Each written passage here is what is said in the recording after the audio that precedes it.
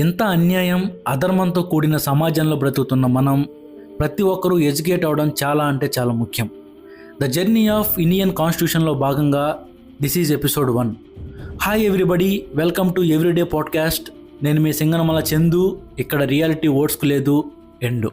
ఈరోజు ఈ podcast video ద్వారా మనందరం ముఖ్యంగా తెలుసుకోవాల్సిన విషయం ఏంటంటే, మన ఇండియాలో అడుక్కునే వాళ్ళ దగ్గర నుంచి డబ్బున్నోడు వరకు, కన్జ్యూమర్స్ దగ్గర నుంచి ప్రొడ్యూసర్స్ వరకు, సాధారణ పౌరుడి దగ్గర నుంచి ప్రైమ్ మినిస్టర్ వరకు సమాజంలో ఎవరు ఎలా నడుచుకోవాలి అని ప్రతి ఒక్కటి మన భారత రాజ్యాంగంలో రాయబడింది. సింపుల్గా చెప్పాలంటే ఎలాంటి కులమతాలు భేదాలు లేకుండా అందరూ సమానత్వంతో మన భారతదేశం మొత్తాన్ని న్యాయమైన పద్ధతిలో ఎలా పరిపాలించాలో దానికి సంబంధించి ప్రతి ఒక్కటి ఈ రూల్ బుక్లో రాయబడింది. అదే మన ఇండియన్ కాన్స్టిట్యూషన్, మన భారత రాజ్యాంగం. మన ఇండియన్ కాన్స్టిట్యూషన్ని కేవలం ఒక్క డాక్టర్ బిఆర్ అంబేద్కర్ గారు మాత్రమే రాయలేదు.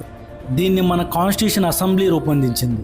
అప్పట్లో డాక్టర్ బిఆర్ అంబేద్కర్ గారు డ్రాఫ్టెడ్ కమిటీకి చైర్మన్గా కీలకమైన నాయకత్వాన్ని వహించారు. ఇండియన్ కాన్స్టిట్యూషన్ని టైప్ చేసి రాయలేదు. ప్రేమ్ బిహారీ నారాయణ్ రాయజాడా అనే వ్యక్తి చేతి రాతతో రాశాడు.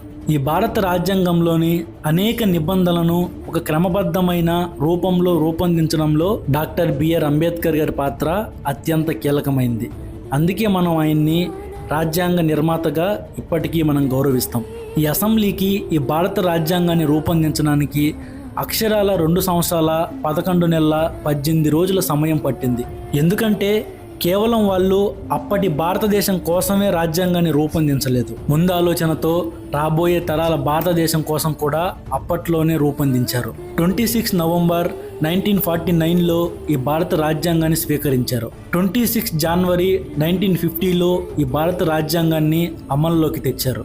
అందుకే మనం నవంబర్ 26 కాన్స్టిట్యూషన్ డేగా, జనవరి 26 రిపబ్లిక్ డేగా పిలుచుకుంటాం. మన ఇండియన్ కాన్స్టిట్యూషన్ స్ట్రక్చర్ చూసుకున్నట్లయితే దీన్ని 25 పార్ట్స్గా, 448 ఆర్టికల్స్గా, 12 షెడ్యూల్స్గా విభజించి రాయబడింది. ఇంకో విషయం ఏంటంటే, మన ఇండియన్ కాన్స్టిట్యూషన్ అనేది it is the longest written constitution in the world. ఈ భారత రాజ్యాంగం అనేది కేవలం కోర్టుల్లో ఉండే పుస్తకం కాదు. ఈ భారత రాజ్యాంగం అనేది మన హక్కుల్లో ఉంది, మన స్వేచ్ఛలో ఉంది, మన సమానత్వంలో ఉంది, మన ప్రజాస్వామ్యంలో ఉంది. మన హక్కుల గురించి మనం తెలుసుకోకపోతే మనకు ఎంత స్వేచ్ఛ ఉన్నా ఆ నిజమైన స్వేచ్ఛ విలువ అనేది మనం ఎప్పటికీ తెలుసుకోలేం. అందుకే మనం రాజ్యాంగాన్ని చిన్న పెద్ద తేడా లేకుండా ప్రతి ఒక్కరూ చదవాలి, దీన్ని అర్థం చేసుకోవాలి.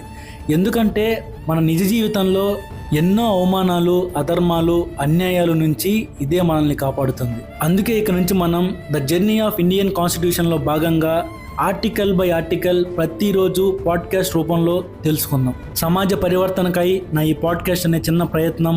సపోర్ట్ చేస్తారో ఇగ్నోర్ చేస్తారో మీ ఇష్టం.